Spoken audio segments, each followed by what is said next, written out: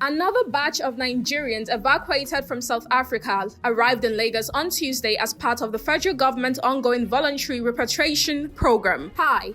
Welcome to What's Happening. These are our top 10 stories countdown today. At number 10, South African police deployed to head off on arrest and protest on Tuesday, the unofficial deadline set by anti-immigrant groups for undocumented foreign nationals to leave, which has already pushed thousands to flee. Most shops stayed shuttered and the streets of downtown Johannesburg were unusually quiet, with police fanning out across the city as commuters made their way to work. The protests have been mobilized by a loose coalition of minor political parties and small citizen-led vigilante groups, which seem well-organized and well-resourced, analysts say, and have a strong presence on social media that includes disinformation debunked by AFP. At number 9, Super Falcons midfielder Esther Okoronkwo returned to action for AFC Toronto on Sunday, featuring for 25 minutes in their 3-1 win over Vancouver Rise. Punch Sport Extra reports. Okoronkwo's return hands Nigeria a timely boost ahead of the 2026 Women's Africa Cup of Nations, scheduled to be held in Morocco from July 25th to August 16th. The 29-year-old had been sidelined for nearly 2 months after suffering a meniscus tear during AFC Toronto's league clash against Halifax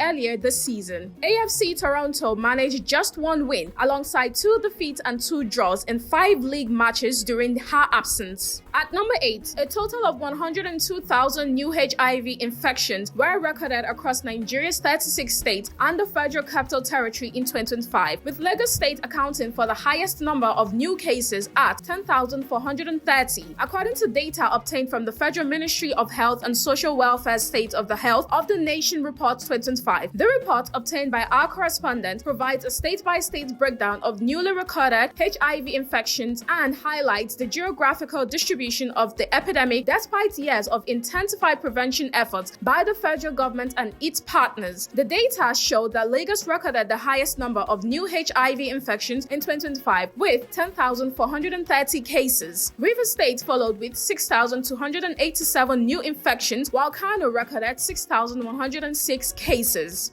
At number 7, the All Progressives Congress has begun uploading the names of its Senate and House of Representatives candidates to the Independent National Electoral Commission portal. The exercise is in line with the INEC guidelines and has cleared the way for standard bearers in Ondo, Benue, Kwara, and Kogi states, where many aspirants had laid claim to the party's tickets. The National Working Committee, which has the final authority, approved the final list before it was uploaded to the INEC portal. Some of the cleared candidates confirmed that they received Form EC9 from the commission last night. At number 6, the federal government said it has completed the first section of 118 kilometers of the Abuja-Kaduna-Kano highway, costing 257 billion naira. Minister of Works David Umahi announced the development while briefing journalists after the Federal Executive Council meeting held at the Presidential Villa Abuja on Monday. According to him, the last section of 164 kilometers will be completed by November 2026. Umahi noted that President Bola Tinubu has approved 27 road projects valued at over 3.9 trillion naira across 15 states as part of the federal government's drive to improve road infrastructure nationwide. At number 5, Veritas University Abuja has emerged as the first university in Africa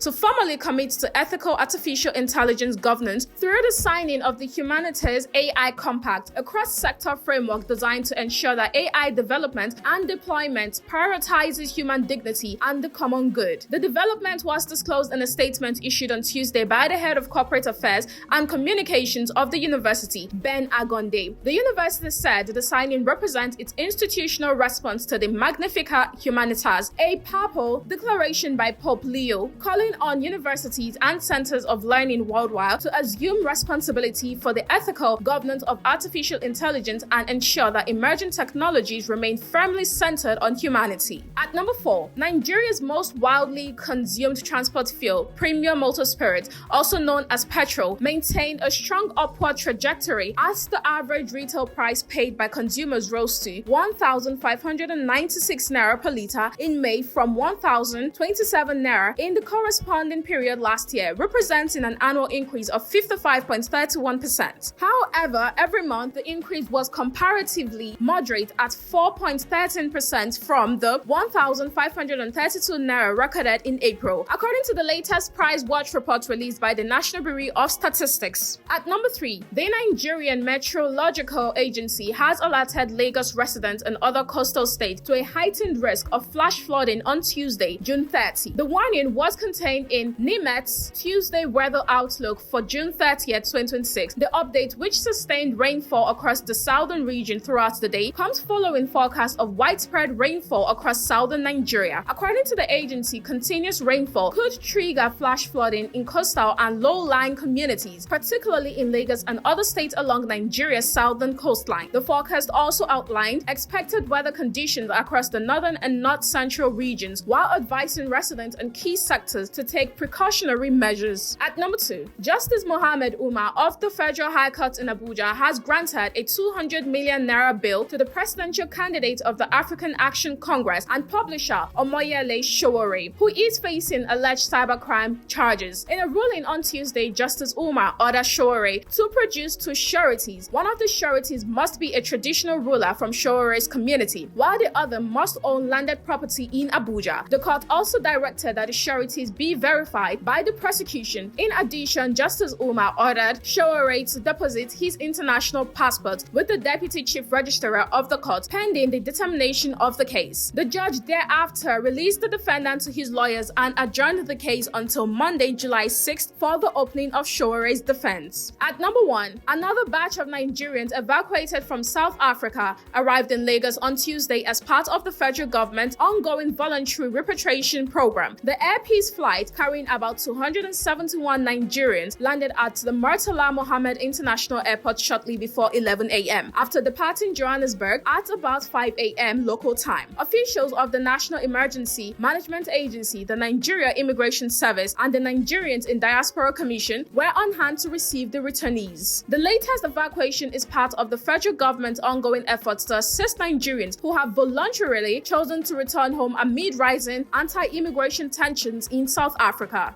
That's all for today. See you next time on What's Happening.